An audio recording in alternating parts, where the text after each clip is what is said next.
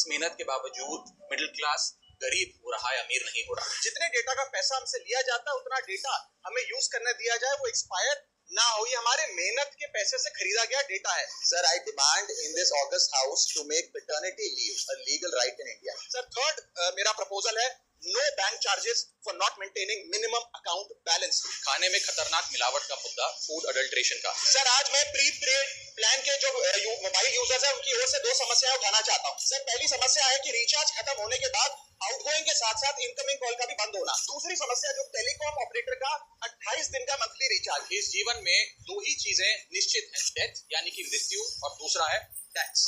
1 KG अगर access baggage हो जाए तो फ्लाइट आपसे हजारों रुपए का किराया वसूलती है, लेकिन कई घंटों के डिले के लिए क्या फ्लाइट हमें कॉम्पनसेट करती है? इंडियन पेपर, हमने देखा, देश भर में देखा कि कैसे पेपर लीक हुए, क्या उसमें माफियाओं का राज रहा और कैसे बच्चों का भविष्य आज अंधकार की कगार पे खड़ा हुआ है। क्योंकि एयर पोल्यूशन का सारा दोष देश के किसान पर बढ़ा जाता है। आज मैं उस किसान की आवाज उठाना चाहता हूँ। सरकार से मांग करता हूँ कि हेल्थ और लाइफ इंश्योरेंस पर कम से कम हम जीएसटी ना लगाएं।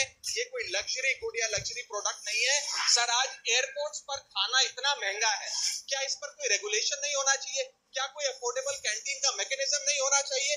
सर, मैं बात कर रहा हूँ जोमेटो और स्विगी के डिलीवरी बॉयज की। सर, आज मैं इनका दर्द इस सदन में रखना चाहता हूँ, और ये 10 मिनट की डिलीवरी का जो जुल्म है इसे समाप्त करना चाहिए। कहीं कैशलेस इलाज अचानक मना कर दिया जाता है, महीनों तक फाइल लटकाई जाती है, रिइंबर्समेंट नहीं मिलता।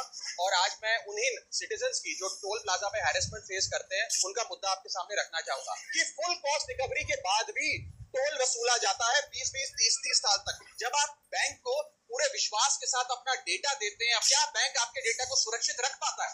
अब ये लीक है कि जाने अनजाने में डेटा शेयरिंग है, ये फैसला मैं आप तक छोड़ता हूँ। मैं सरकार से निवेदन करता हूँ कि हर भारतीय को एनुअल हेल्थ चेकअप का लीगल राइट दिया जाए। बाटा कंपनी का जूता पहनने वाला भी आज हवाई जहाज की टिकट नहीं खरीद पा रहा है। हम सांसदों को तो फ्लाइट की रिइंबर्समेंट मिल जाती है सर। आप उस आम नागरिक का सोचिए जो इस स्काई रॉकेटिंग एयर प्राइसेस से जूझ रहा है। That is the issue of fair use and arbitrary copyright strikes by digital platforms. जो इंटेंट था कि जीएसटी कम होगा तो वस्तुएं सस्ती होंगी, वस्तुएं सस्ती होंगी तो कंजम्पशन बढ़ेगा, कंजम्पशन बढ़ेगा तो डिमांड बढ़ेगी।